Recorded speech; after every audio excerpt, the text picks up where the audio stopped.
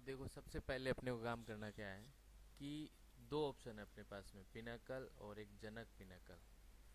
जितना भी काम होगा पिनाकल 19 का, इसके अंदर आपको गाना टाइटल और हाईलाइट नहीं बनाने को होगा, जो अपना डोंगल का रहेगा। ठीक है। और जो डोंगल बनाना है उसके लिए अपना पिनाकल 19.5, ये डोंगल का फाइल है। सॉफ्टवेयर दोनों सेम है, लेकिन इसके अंदर आपको क्या बनाना है, गाना टाइटल और हाईलाइट बनेगा। ठीक है। बाकी सारा काम आप इस पिनाकल 19.5 में, जो ये 19 है, इसके अंदर आप काम कर सकते हो। ठीक है। तो अब जैसे ये पिनाकल है, तो आपने सबसे पहले इसको ओपन करते हैं। डबल क्लिक किया, ये ओपन हो गया।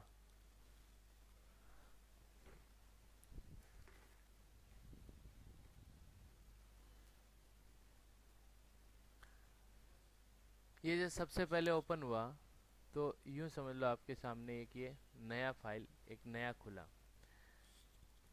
जैसे ही जब सबसे पहले ये सॉफ्टवेयर है अपना, ठीक है, ये पिनाकल का जो सॉफ्टवेयर है, इसके अंदर सबसे पहला अपने पास ऑप्शन होता है फाइल, एडिट, सेटअप और ये ई स्टोर।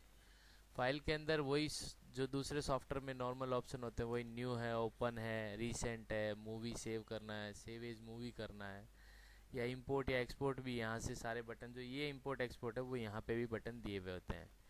एडिट के अंदर ये कॉपी कट पेस्ट का ऑप्शन होता है, और सेटअप के अंदर कंट्रोल पैनल होता है। ठीक है। तो मोस्टली अपना जो वर्क कर रहे हैं, वो अपने अभी आपके सामने मैं वर्क बताऊंगा, वो है आपका ऑप्शन। अपने जो मेन काम आने वाला है वो ऑर्गेनाइज काम आता है, या फिर एडिट काम आता है, या फिर ऑथर काम आता है, इंपोर्ट और एक्सपोर्ट। ये जो 5 बटन है अपने पास में, ये जो 5 बटन है, ये सबसे बड़ी चीज है। 1 2 3 4 और ये 5। तो सबसे पहले जो अपने को कोई भी वीडियो एडिटिंग करेंगे, तो उसके लिए अपने को सबसे पहले क्या लगता है, सबसे पहले जैसे अपने मान लो इसके अंदर एक शादी का मेन वीडियो इंपोर्ट करना पड़ता है। तो इंपोर्ट करने के लिए सबसे पहले अपने या तो ऑर्गेनाइज में चले जाते हैं। ठीक है ना। हर चीज जैसे अपने को गाना इंपोर्ट करना पड़ेगा, वीडियो इंपोर्ट करनी पड़ेगी, इफेक्ट देखने के लिए चाहिएंगे, तो वो सब चीजें यहाँ पे। तो हाँ, तो अब सबसे पहले मैं ऑर्गेनाइज पे क्लिक करता हूँ। तो ऑर्गेनाइज में आपको जैसे मान लो एक बार मैंने जो पुराना है वो एकदम रिमूव ही कर दिया है, मान लो कुछ है ही नहीं अपने पास। इधर भी ये भी रिमूव कर दिया, रिमूव योर बिट प्रोजेक्ट जो भी है, बिन प्रोजेक्ट, ये भी क्लियर हो गया। ये सबसे पहले जैसे ये ऐसा आया, ये भी डिलीट कर दिया। अब अपने पास में जैसे प्रोजेक्ट बिन पे क्लिक किया, तो प्रोजेक्ट बिन में कंपनी का जो डिटेल सामने दिखता है वो आता है। फिर एक आता है प्रोजेक्ट। ठीक है। एक प्रोजेक्ट के बाद में एक कलेक्शन आता है, और कलेक्शन के बाद में कंटेंट्स आता है। प्रोजेक्ट बिन के अंदर आप कोई भी फोल्डर बना के फाइल को इंपोर्ट कर सकते हो। और प्रोजेक्ट बिन के अंदर अगर अपने को कोई फाइल इंपोर्ट करनी है, तो उसके लिए सबसे पहले कैटेगरी बनाना चाहिए, ताकि आपका काम इजी हो जाए। कैटेगरी बनाने के लिए सबसे पहले अपने को इसके सामने जो एक बॉक्स का बटन दिया रहता है, क्रिएट ए न्यू प्रोजेक्ट बिन, इस पे जैसे ही आप क्लिक करेंगे, तो आपके सामने एक नया विंडो खुलेगा, न्यू प्रोजेक्ट बिन।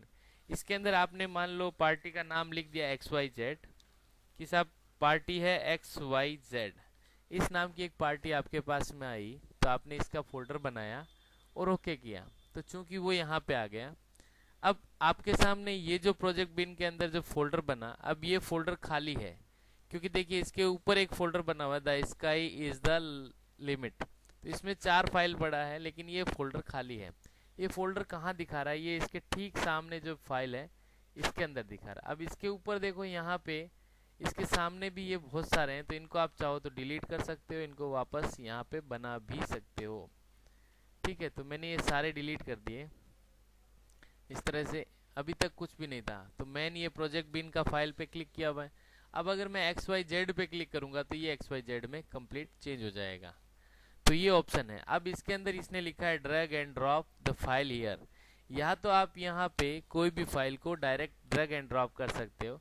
जो अपने पास ऑप्शन होता है नीचे, फोल्डर वगैरह विंडो कैसे भी आपके पास ऐसा खुला है, तो इसमें से कोई भी फाइल को ड्रैग एंड ड्रॉप इसमें कर सकते हो। नहीं तो आपके पास दूसरा ऑप्शन ये होता है कि यहाँ से आप इंपोर्ट कर सकते हो। ये इसका एक टूल है जिसमें फोल्डर आपको यहाँ से डिस्प्ले में आ जाएगा। जैसे इस पे क्लिक करोगे तो ये भी आपके सामने आ जाएंगे, जहां आपके हार्ड डिस्क के जो भी बटन्स रहेंगे हार्ड डिस्क की पूरी डिटेल यहाँ पे दिखाएगा। ठीक है, या फिर आप इस पे राइट क्लिक करें, यहाँ पे लिखा है क्विक इंपोर्ट, तो ये क्विक इंपोर्ट, ये वाला बटन जो पहले से ये बटन अपना था, ये बटन और ड्रैग एंड ड्रॉप, ये तीनों सेम है, सिमिलर है। ठीक है, तो अब सबसे पहले मान लो मैंने राइट क्लिक फास्ट के लिए, वर्किंग के लिए क्विक इंपोर्ट राइट क्लिक किया, क्विक इंपोर्ट पे क्लिक किया, मेरे सामने ये सारी फाइल्स यहाँ पे दिखा रहा है। अब चूंकि मेरी फाइल ये नहीं है, मेरे को दूसरा फाइल लेना है, तो मैंने वो क्या किया कि डेस्कटॉप के एक मेरे फोल्डर पड़ा है, उसके अंदर एक फाइल है, तो मैं उसमें गया, इसमें मेरा 11 नंबर का एक फाइल है, मैंने इसको क्लिक करके ओपन कर लिया, ये फाइल यहाँ पे आ गया। ठीक है, तो अब अपना मेन फाइल जो पार्टी का था वो आ चुका है, रिकॉर्डिंग का फाइल जो आपने कैमरे से कैप्चर किया है। अब इस कैप्चर किए हुए फाइल के अंदर अपने को और क्या लगेगा, गाना लगेगा, सॉन्ग्स, डबिंग करना है, सॉन्ग्स लगेगा। तो ये जो डिटेल है वो इसमें भी कलेक्ट होती जाती है, कलेक्शन के अंदर आपने कितनी फाइल कलेक्ट की वो भी इसके अंदर डिटेल्स आती रहेगी। अब मान लो आपको गाना बनाना है, गाना इंपोर्ट करना है, तो यहाँ से गाना इंपोर्ट भी कर सकते हो, नहीं तो और भी एक फोल्डर बना के इंपोर्ट कर सकते हो। ठीक है, तो ये मान लो मैं इस पे क्लिक करूंगा तो इसमें मेरे सॉन्ग के लिए भी ऑप्शन आ जाएगा। आप चाहो तो इस फाइल को यहाँ से डिलीट भी कर सकते हो, डिलीट सेलेक्टेड फाइल, इसमें इतने सारे ऑप्शंस भी हैं किस काम पे क्या क्या चीज काम आती है, तो ये सब यहाँ करते हैं। तो लेकिन एडिट के लिए अपने पास में ना तो व्यूअर है और ना ही टाइमलाइन है यहाँ पे, तो इसका दूसरा जो पार्ट होता है वो होता है एडिट। ठीक है, अब एडिट पे क्लिक करेंगे तो एडिट में इस सॉफ्टवेयर का मेन विंडो आपके सामने आ जाएगा। मेन विंडो में सबसे बड़ी चीज क्या है कि आपने यहाँ पे ये व्यूअर है, सॉरी ये व्यूअर है, इसमें शॉर्ट्स और टाइमलाइन दोनों लिखा है। अगर आप इस जगह पे शॉर्ट्स में क्लिक करेंगे तो शॉर्ट्स का डिस्प्ले आएगा, और अगर टाइमलाइन पे क्लिक करेंगे तो ये टाइमलाइन में कन्वर्ट हो जाता है। तो ये व्यूअर दोनों के लिए ही काम करता है। इसके बाजू में एक ये देखो यहाँ पे बटन भी है, इसमें ड्यूल मोड भी आता है, इस पे क्लिक करेंगे तो दोनों विंडो अलग हो जाएगी, शॉर्ट्स के लिए शॉर्ट्स हो जाएगा और टाइमलाइन के लिए टाइमलाइन भी हो जाएगा। तो ये आपकी स्क्रीन अगर बड़ी है तो आप डबल भी रख सकते हो, नहीं तो सिंगल से भी आप अपना काम चला सकते हो। अब अपना जो ये ऑर्गेनाइज है वो लाइक एज ए इसके अंदर नेविगेशन के नाम से दिखेगा। ये ऑर्गेनाइज जो था वो अपना इधर नेविगेशन पे जैसे ही कर्सर आएगा तो ये नेविगेशन में आपको शॉर्ट सारे दिख जाएंगे ऑर्गेनाइज। तो इसको परमानेंट करना चाहते हैं तो इसी नेविगेशन के जस्ट ऊपर की साइड में एक पिन लगा रहता है जिसको लेते हैं turn off auto here hide. तो इस पे जैसे क्लिक करोगे तो ये जो ऑर्गेनाइज का जो बड़ा वाला जो विंडो था वो छोटा सा बन के यहाँ पे कन्वर्ट होके यहाँ पे आ चुका है। तो अब आपको ये सोच लीजिए कि आपको ऑर्गेनाइज में तो जाने की जरूरत ही नहीं पड़ेगी, तो अपने पास में एडिट के टाइम पे ही सारा ऑप्शन आपके सामने है। तो अब एडिट के अंदर आपने जैसे पहले XYZ के अंदर आपने कुछ एक फाइल को इंपोर्ट किया, एक फाइल इंपोर्ट करी थी, इसके बाद ये आपने यहाँ पे इफेक्ट है, ट्रांजैक्शन है, ये एक तरह के ओनली वेब पेज हैं, ये अलग अलग फोल्डर के पेज दिखने के लिए, डिस्प्ले के लिए होते हैं। आप चाहे तो इससे बना सकते हैं एक्स्ट्रा और आप चाहे तो इनसे डिलीट कर सकते हैं, समझ गए। तो अब आपको ये टाइमलाइन पे इसको उठा के रखना है। अब ये अपना टाइमलाइन है, टाइमलाइन भी आपके बहुत सारा दिया हुआ है, आप चाहें तो इनका नाम चेंज कर सकते हैं, इसका नाम भी इसका होता है, इसका नाम चेंज कर सकते हैं। टाइमलाइन के ऊपर अगर आपने कोई वीडियो रखा तो उसका आई है, ये आई मतलब इससे क्या होता है, इसका वीडियो ऑन ऑफ हो जाता है, इस पूरी टाइमलाइन का, इस टाइमलाइन का वीडियो ऑन ऑफ कर सकते हैं, इससे अपना ऑडियो ऑन ऑफ कर सकते हैं। और इसका मास्टर जो बटन होता है वो ये होता है कि अगर इस पे क्लिक किया तो जितनी भी टाइमलाइन है सबकी ऑफ हो जाएगी और सबकी वीडियो डिस्प्ले ऑन हो जाएगा, और ऑडियो भी ऑफ कर सकते हो और ऑडियो ऑन भी कर सकते हो। ठीक है, तो अब आप इसमें अपना चाहें तो कहीं भी कैसे भी कर सकते हैं। इस टाइमलाइन में सबसे बड़ी खासियत क्या है कि पिनाकल 15 तक जो फाइल नीचे वाली टाइमलाइन में होती थी वो हमेशा ऊपर दिखती थी। इसके अंदर जस्ट उल्टा है कि इसमें जो फाइल नीचे रखा है वो इस व्यूअर में नीचे दिखेगा उसके ऊपर कोई फाइल रखा है तो उसका वीडियो उसके ऊपर आएगा, और उसके ऊपर रखा है तो उसके ऊपर वीडियो दिखेगा। अब आपने जैसे टाइमलाइन को इसको उठा के आपने 3 नंबर जो है इसमें डाल दिया, ठीक है, ट्रैक एवी ट्रैक 3 नंबर पे आपने इसको वीडियो को रखा। अब इस वीडियो को रखने के बाद में सबसे पहले आपका काम क्या रहेगा कि आप इसमें इफेक्ट यूज करेंगे, ठीक है। इफेक्ट यूज करने के लिए अपने को इफेक्ट, अब देखिए इफेक्ट और ट्रांजेक्शन दो चीज होती है। इफेक्ट और ट्रांजेक्शन में फर्क क्या है, मोस्टली लोग ट्रांजेक्शन को ही इफेक्ट बोलते हैं। ट्रांजेक्शन का मतलब ये होता है कि दो क्लिपों के बीच में अगर कोई जॉइंट है आपका इफेक्ट वीडियो का, तो उन दोनों को कनेक्ट करने के लिए जो यूज किया जाता है उसको ट्रांजेक्शन बोलते हैं। मतलब दोनों चीजों के बीच में ट्रांजेक्ट होता है। 50% पीछे वाली वीडियो का यूज करता है, 50% आगे वाली वीडियो का यूज करता है, ए पॉइंट और बी पॉइंट। कोई भी ट्रांजेक्शन या इफेक्ट 2 पॉइंट से बनता है, ए और बी। तो ए 50% आगे वाली को यूज करता है और 50% क्लिप पीछे वाली यूज करता है, और बी भी इसी तरह से 50% आगे वाली क्लिप को यूज करता है और 50% पीछे वाली क्लिप को यूज करता है। तो अब आप ये समझ लीजिए कि आपको इफेक्ट नहीं, ना कि ट्रांजेक्शन बोलना है आपको ये।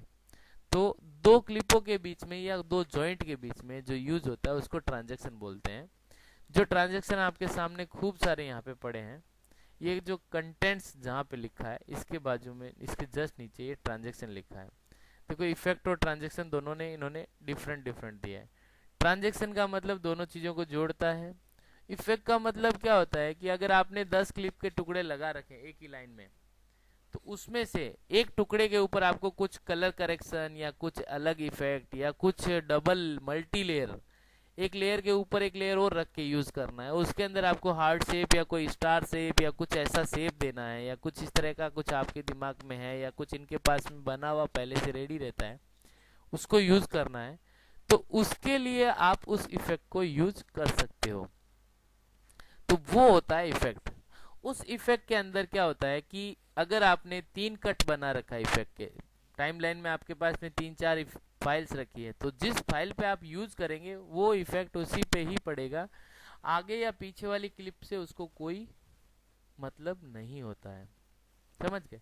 तो सबसे पहले मान लो अपने ट्रांजेक्शन देखे, तो ये ट्रांजेक्शन पे आपने क्लिक किया तो यहाँ पे जितने भी आपके ट्रांजेक्शन होंगे सब आपके पास में ट्रांजेक्शन यहाँ पे देखने को मिलेंगे। जैसे मैंने ये इस ट्रांजेक्शन पे क्लिक किया, तो ये आपका जैसे इस पे क्लिक किया तो ये इसमें शॉर्ट्स में कन्वर्ट हो जाएगा और आपके सामने यहाँ आ जाएगा, और इसको आप प्ले करके देख सकते हैं कि ये किस तरह से रन होता है, ठीक है। तो इस ट्रांजेक्शन को अगर आपको इसमें यूज करना है तो आपके क्लिप के बीच में कहीं ना कहीं कट लगा होना चाहिए, ब्लेड से या जिस तरह से, या कट पहले से होते हैं। तो जैसे मैंने क्या किया, ये 40 सेकेंड ये टाइमलाइन है। इसको टाइमलाइन क्यों बोलते हैं, ये एक तरह की लाइंस है, इसके ऊपर एक टाइमलाइन लिखा है, एक मतलब टाइम लिखा है इस लाइन के ऊपर, इसके लिए इसको टाइमलाइन नाम दिया गया, मतलब इसको टाइमलाइन बोलते हैं। अब टाइमलाइन के ऊपर मान लो मैंने 1 मिनट पे एक कट मारा इफेक्ट, तो इसका जो कट का ऑप्शन है, ये ब्लेड जो है इसको स्प्लिट बोलते हैं। इसके ऊपर जैसे जाएंगे तो इसमें लिखा आएगा स्प्लिट क्लिप, इसका शॉर्टकट होता है वो एन होता है। आपका जो कर्सर जहाँ पे भी है, ये जो लाइन है आपकी कर्सर की, ये जहाँ भी रहेगी, और अगर आपने गलती से बटन एन दबा दिया, ये आपको कट लगाना है तो आपने एन का बटन यूज किया तो ये ऑटोमेटिकली कट कर देगा। अब आपने जो ये इफेक्ट सोचा था, इस इफेक्ट को आप उठा के ड्रैग एंड ड्रॉप करेंगे। अब इस ड्रैग एंड ड्रॉप में भी दो तरह के ऑप्शंस होते हैं, आपको मैं दोबारा दिखाऊंगा एक बार। इसको मैं थोड़ा सा बड़ा साइज कर लेता हूँ, टाइमलाइन को अपना ब्रॉड कर सकते हैं ताकि अपने को इसमें कोई भी वर्क करने में इजी रहता है। तो जैसे अभी मैंने ये इतना इस टाइमलाइन का जो वाइड कर दिया, अब इसके बाद मैंने इसको जैसे इफेक्ट इस पे लेके आया तो देखो 1 सेकंड का इफेक्ट लग रहा है, लेकिन ये एक तो इस साइड से लग सकता है और एक क्लिप के आगे के हिस्से से लग सकता है। अब जो क्लिप के आगे से और पीछे से दोनों साइड से लग सकता है, तो अपने को हमेशा ये पीछे की तरफ से ही लगाना चाहिए, मतलब पीछे से आगे की तरफ पेज राउंड होगा, कर्ल होगा, ठीक है। ये आगे से पीछे की तरफ नहीं होना चाहिए, पीछे से आगे की तरफ होना चाहिए, ठीक है। तो ये आपका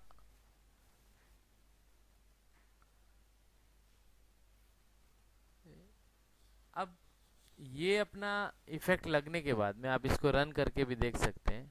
प्ले करिए इसको, तो ये आपके सामने प्ले होके दिखेगा कि ये इस तरह से आपके सामने प्ले हो रहा है।